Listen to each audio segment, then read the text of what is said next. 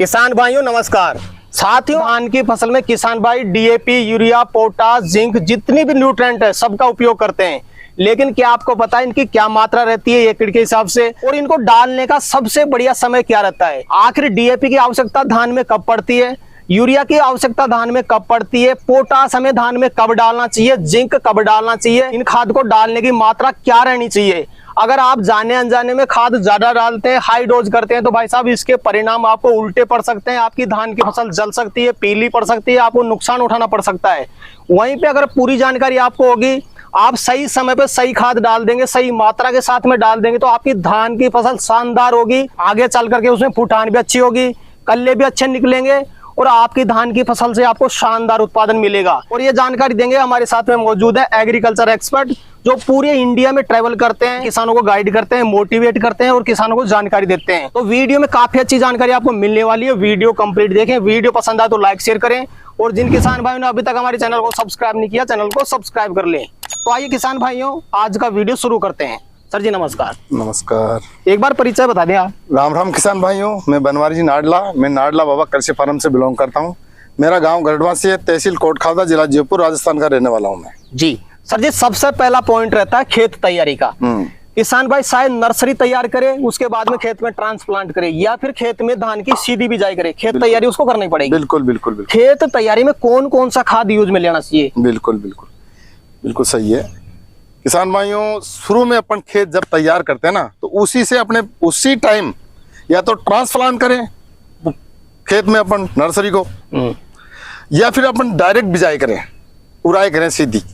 इनमें सभी में फर्स्ट में पहले अपने को उर्वरकों का सही उपयोग करना है। सही सद, हम जो बोल रहे हो ना सद, उसका मतलब सही। ये नहीं आप ज्यादा डाल दो कम डाल दिए, सब हिसाब से लेते हैं, प्रति एकड़ के हिसाब से हम आपको बताएंगे। और जरूरी है डीएपी और पोटास और यूरिया। वैसे तो आता है इसके अंदर 18% यूरिया आता है और 46% आता है फास्फोरस डीएपी के अंदर जी। तो ये अपने को जरूरी है।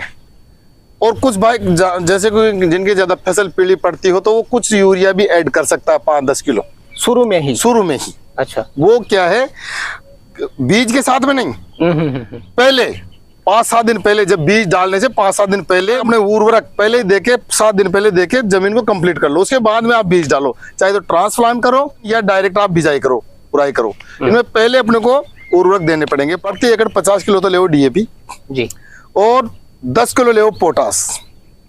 इनको आपस में मिक्स करके प्रति एकड़ डालो और फिर उसमें या तो आप ट्रांसप्लांट करो या आप डायरेक्ट सीधी बुआई करो जी। दोनों में ही पहले आपको खाद डालना पड़ेगा। 20-25 दिन की जैसे ही धान की फसल होती है, धान पीला पड़ने लग जाता है। मुख्य कारण क्या मानते हैं? देखो किसान भाइयों, मेन कारण तो ये है कि पहले तो भूमि का जो आप चयन करते हो ना, तो उसमें इतने उर्वरक है कि नहीं, उसकी जांच कराएं, मिट्टी की, मिट्टी पानी की जांच कराएं। उसमें कितना तो नाइट्रोजन है, कितने फास्फोरस है, कितने जिंक है, वो सारी चीजों को आपको पता चल जाएगा। और ज्यादातर क्या है किसान भाई, मेरा मानना तो यह है कि ज्यादातर आप है ना हर्बिसाइड कम यूज करें। हर्बिसाइड है ना वो कम यूज करें, अपन मजदूरों की सहायता से उसकी निराई गुड़ाई करें जी। क्योंकि हर्बिसाइड है ना जो जमीन पे इफेक्ट छोड़ते हैं। हमेशा सिलेक्टिव, जो फसल में सिलेक्टिव हर्बिसाइड होते हैं ना, उन्हीं का स्प्रे करा करो। जो गाइड होते हैं ना भाई, सिलेक्टिव हर्बिसाइड इस फसल के लिए, उसी का आप स्प्रे करा करो। अनसिलेक्टिव जो कर दोगे तो उससे आप खरपतवार क्या आपकी फसल भी खोदोगे। बिल्कुल सर। इसके आगे चल करके सर, जैसे ही किसान भाई की फसल 30-35-40 दिन की होती है, उस समय ग्रोथ बढ़ाना चाहता है, कल्ले बढ़ाना चाहता है, उस समय पे किसान भाई इसमें क्या यूज में ले सकता है, कौन सा खाद डाल सकता है? देखो किसान भाई, हमने शुरू से बताया आपको कि फर्स्ट में जब जमीन तैयार हो ना आपकी, तो आप डीएपी और पोटास और कुछ यूरिया इनका इस्तेमाल करें पहले भूमि में 7 दिन पहले। आप चाहे चुबाई करो, ट्रांसप्लांट करो या आप डायरेक्ट करो, ये हो गई। फिर आप 20 दिन बाद में आपकी फसल को देखें कि आपकी फसल पीली तो नहीं है। शुरू से बता रहा हूँ किसान भाइयों, पीलापन खत्म करने के लिए जिंक और यूरिया लगता है। आप डीएपी डाल रहे हो और फलाना चीज डाल रहे हो और कोई डाल रहे हो, नहीं, इसमें जिंक और यूरिया यही पीलापन को खत्म करते हैं और ग्रोथ भी लाते हैं। तो किसान भाइयों आप समझ लीजिए कौन सी फसल किस टाइम पे, आप मैं कह रहा हूँ ना, शकल देख के आप जान जाओगे आपकी फसल पीली है, तो उसमें जिंक और यूरिया मिला के और उसको छिड़काव करो। एकड़ की मात्रा ही बताइए। एकड़ की मात्रा, जिंक तो ले आप 4 किलो और यूरिया ले आप 35 किलो प्रति एकड़। जी। पर्याप्त हो जाता है। उसको आप भुरकाव करके उस पर पानी चलाओ, आपकी फसल पीले से कलर में आ जाएगी और ग्रोथ भी करना स्टार्ट कर दी। बिल्कुल।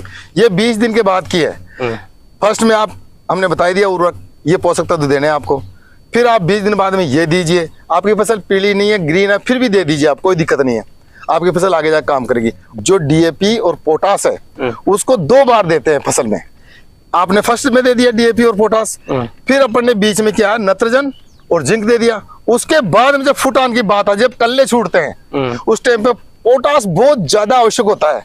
मेन पोटास, क्यों? पोटास पौधे में चमक लाता है, जड़ें भी मजबूत करता है और तंदुरुस्त बना के रखता है पौधा। जैसे पौधे में तेल सींच दिया ना, तेल की मात्रा, चमक वो आ जाती है पोटास से। ये मैं आज क्यों बता रहा हूँ, आज खुल के बता रहा हूँ मैं क्लियर। ये किसान भाई अपनी फसल को देखते ही शकल से ही पहचान ले कि मेरी फसल में कौन से पोषक तत्व की कमी है।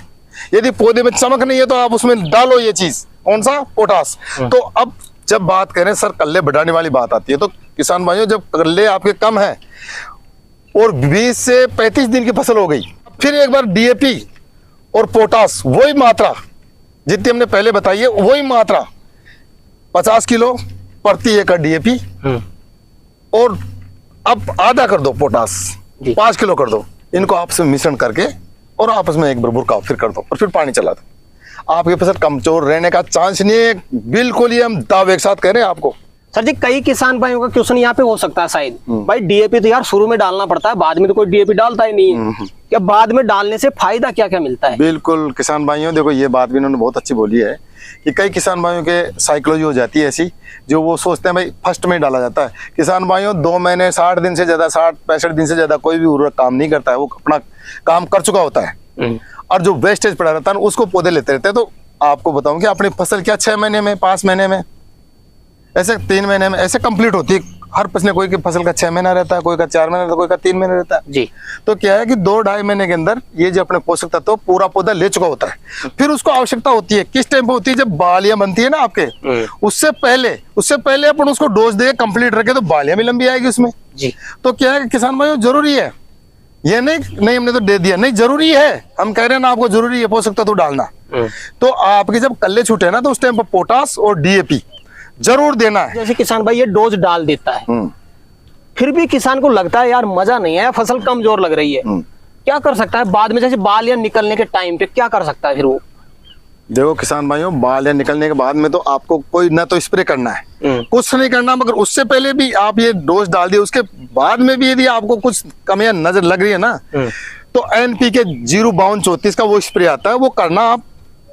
मगर बाल निकलने के बाद में तो आप कोई चीज, किसी चीज का या तो स्प्रे, कोई चीज कुछ नहीं करना आपको। बाल या निकलने से पहले स्प्रे कर सकता है? बिल्कुल पहले कर सकता है, मगर बाल निकलने के बाद में स्प्रे नहीं करना अपने को। 05234 में सर क्या साल्ट आता है, क्या काम करता है ये? 05234 जो किसान भाइयों NPK खाद आता है, ये N का मतलब होता है नाइट्रोजन, जो खत्म कर दिया अपन ने, क्योंकि उस टाइम पे नाइट्रोजन का यूज नहीं होता है जी। जब आपकी बालियां निकलने वाली होती है उस टाइम पे नाइट्रोजन खत्म कर दिया। ग्रोथ, नाइट्रोजन क्या काम करता है? फसल को ग्रोथ करता है, हाइट लेता है। हाइट अपनी पूरी आ चुकी तो नाइट्रोजन को खत्म कर देंगे अपन। ई का मतलब है फास्फोरस जी। फास्फोरस 52% और 34 के पोटेशियम, पोटास, ये चीजें दोनों चीजें जो अपने स्प्रे करेंगे ना, तो ये दोनों फास्फोरस और पोटास दोनों क्या है कि जड़ों को मजबूत करेगी, पौधों को मजबूत करेगी, आपकी जो बालियां है उनको लंबाई में बढ़ा देगी, पौधे को मजबूत कर देगी, जड़ें मजबूत कर देगी, चमक ला देगी, तो पौधा मजबूत रहेगा, जड़ से मजबूत रहेगा और चमक बनी रहेगी, उसमें कोई बीमारी नहीं रहेगी। तो फिर वो क्या अभी बालियां वो लंबी निकलेगी, बिल्कुल, और लंबी निकलेगी तो उत्पादन बढ़ेगा। तो ये चीजें करनी है, उसके बाद में अपने कुछ नहीं करना। यदि आप कोई कीट लग गए हैं या फंगस आ गया, वो उसकी दवाई हम आपको आगे बता देंगे। बिल्कुल। सर जी 05234 की डोज क्या रहनी चाहिए, कितना डाले किसान भाई पर टन की? देखो ये प्रश्न भी आपका बहुत अच्छा है कि किसान भाई कोई ज्यादा डाल दे, कोई कम डाल दे, उनकी फसल को नुकसान हो जाए। 15 लीटर की टंकी में 100 ग्राम आप उसमें डालिए, मिलाइए और स्प्रे करिए। आपके न तो फसल को नुकसान होगा, न जलेगी न कुछ, और उसको फायदा ही मिलेगा। आपको फायदा तो बहुत अच्छा मिलेगा आपको। ये पाउडर फॉर्म में आता है? बिल्कुल, ये पाउडर फॉर्म में आता है और इसको 100 ग्राम ले और 15 लीटर की टंकी मिलाओ और स्प्रे करो। जी सर जी, कई किसान भाई क्या करते हैं, जैसे मान लो पड़ोसी 50 किलो खाद डाल रहा है तो अपन सोचते हैं कि यार मैं 1 क्विंटल खाद डाल देता हूँ, उससे डबल पैदावार हो जाएगी। अगर किसान भाई हाई डोज करता है तो क्या नुकसान उठाना पड़ सकता है? देखो किसान भाइयों, हर कोई किसान ये चाहता है कि पड़ोसी से मेरी फसल अच्छी हो, अब अच्छी कैसे हो कि इससे ज्यादा न्यूट्रिएंट्स डालूं मैं, इससे ज्यादा हर चीज ज्यादा करूं तो मेरी फसल अच्छी होगी। नहीं किसान भाइयों, अपोजिट रिजल्ट जा सकता है, बिल्कुल अपोजिट जा सकता है। आपकी फसल बिल्कुल खराब हो सकती है, क्योंकि ये इन जो उर्वरक है, जो रासायनिक उर्वरक है ना, वो गर्मी प्रदान करते हैं फसल को, और आप आवश्यकता से ज्यादा डालोगे तो वो तो जलेगी फसल, बिल्कुल, और वो कमजोर पड़ जाएगी, क्योंकि जड़ें ही खत्म हो जाएगी, उसकी जड़ें खत्म हो जाएगी, तो फिर वो फसल जोर जबर कैसे ग्रोथ करेगी ये बताओ आप। तो किसान भाइयों, हमेशा लिमिटेड दायरे में हम बता रहे हैं, जितनी मात्रा है उस हिसाब से आप यूज करा करो, न तो कम न ज्यादा। कम एक बार चल जाएगा मगर ज्यादा नहीं चलेगा। एक खास चीज जो अपन ने बताई भी है किसान भाई को, सिलेक्टिव हर्बिसाइड। धान में किसान भाई कौन सी हर्बिसाइड यूज में ले सकता है? किसान भाइयों देखो, जो धान में सिलेक्टिव हर्बिसाइड है ना, वो नोमिनो गोल्ड के नाम से आती है। वो नोमिनो गोल्ड के नाम से आती है, वो केवल धान के लिए बनी है। ऐसे और भी फसलों में दे सकते हैं उसको, ऐसी बात नहीं, मगर जो धान के अंदर अपन देंगे ना, तो वो कभी भी इफेक्ट नहीं करेगी। और वो इफेक्ट कब नहीं करेगी? जब आप सूचित मात्रा में आप उसको दोगे, आप उसमें भी अनलिमिटेड कर दोगे, ज्यादा और कम जी, तो फिर वो भी आपको हानि पहुंचा देगी। ज्यादा कर दोगे मात्रा तो फसल को इफेक्ट कर देगी, वो कम दोगे तो आपके खरपतवार नहीं जाएंगे।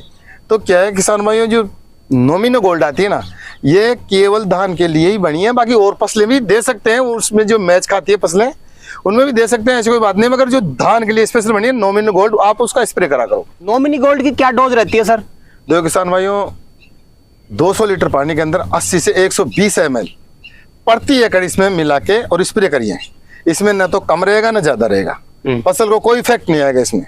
बिल्कुल आपकी फसल तंदुरुस्त रहेगी, कोई नहीं झटका भी नहीं लगेगा, बिल्कुल क्लियर रहेगी इसमें, और आपके जो खरपतवार वो भी खत्म हो जाएंगे। बिल्कुल सर। तो सर जी, वीडियो के अंत में कोई विशेष टिप्स आप किसान भाई को देना चाहें तो दे सकते हैं। देखो किसान भाइयों, बार बार आपसे यही निवेदन है, मैं तो हर वीडियो में यही बताता हूँ आपको, कि जो हम मात्राएं बताए ना, उसका बिल्कुल ध्यान दें। हमने पोषक तत्वों की मात्रा बताई है, समय पे कौन सा पोषक तत्व देना, वो चीज आपको पता होना चाहिए। इस वीडियो को आप 3-4 बार देखिए, और समय समय पे हम आपको ये जो जानकारियां हैं देते रहेंगे, क्योंकि हम इसी सिद्धांत पे काम करते हैं कि हमारे किसानों का भला हो, किसान आगे बढ़े, पैसे वाले बने। पैसे वाले कब बढ़ेंगे? जब उनको ज्यादा उत्पादन होगा। ज्यादा उत्पादन कब होगा? जब अपन सही सटीक मात्रा में उर्वरक और अपन दवाइयों का प्रयोग करेंगे। तो सर जी, आज आपने किसान भाइयों के लिए समय निकाला और अपना अनुभव आपने किसान भाइयों तक शेयर किया, उसके लिए आपका बहुत बहुत धन्यवाद। तो किसान भाइयों, जानकारी कैसी लगी हमें कमेंट करके जरूर बताएं। वीडियो पसंद आए तो वीडियो को लाइक करें, बाकी किसान भाई तो वीडियो को शेयर जरूर करें, और लगातार सटीक जानकारी खेती किसानी से जुड़ी हुई चाहते हैं तो भाई साहब चैनल को सब्सक्राइब कर लें। तो किसान भाई, आज के लिए इतना ही, मिलते हैं नई वीडियो में, तब तक के लिए जय जवान जय किसान। जय श्री राम।